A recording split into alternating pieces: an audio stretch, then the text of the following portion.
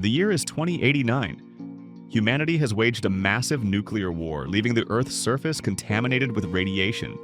The few survivors have retreated underground, rebuilding metro stations into makeshift cities. Meanwhile, monstrous mutants roam the surface, hunting humans, and bands of outcasts lurk near the underground settlements. A young soldier, Li-Yu, brings a girl he found outside back to the city, only for her to immediately attempt to assassinate the mayor, claiming he once killed her mother. As Jian-Yu digs into the story, he uncovers a truth that has been hidden for years. Science fiction is deeply loved and respected in China. There's even an annual award called the Xingyun Award, which honors the best works in the genre.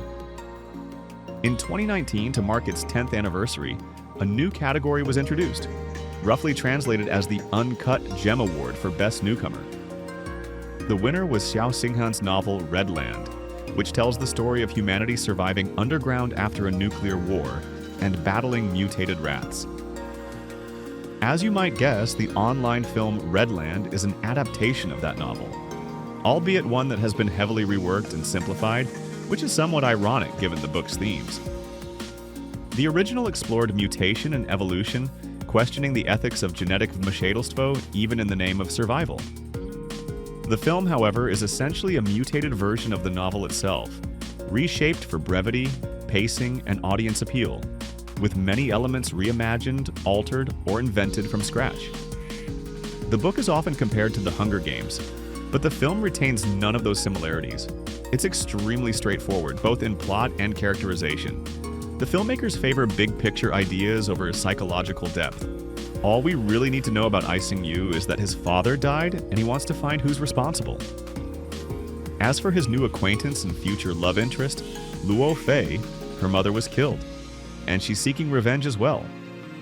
Their paths cross, sparking a conflict that ultimately triggers a monster attack on the city and reveals the truth behind the creature's origins. There's nothing extraneous in Redland, but it also lacks much of what draws us to science fiction in the first place. New worlds, existential reflection, meaningful speculation about humanity's future. To a large extent, this is a budget issue. The film looks limited and schematic, though the filmmaker's approach also lacks depth. It's one of those cases where the modest scale on the outside mirrors the lack of ambition within.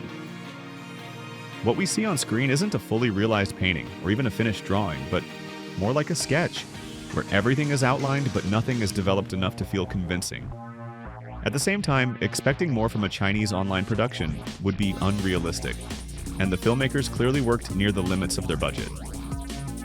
The CGI monsters aren't highly realistic, but they're above average for this level of production.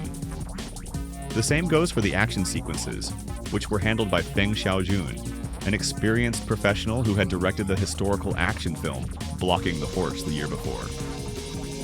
It's obvious that the creators of Redland were hoping to launch a full-fledged franchise, and they may have a shot. In the iQIYI platform, where the film was released exclusively, it not only debuted strongly but also showed solid staying power. Though in this case that may say more about the huge, and still largely unmet, demand among Chinese audiences for science fiction as a genre.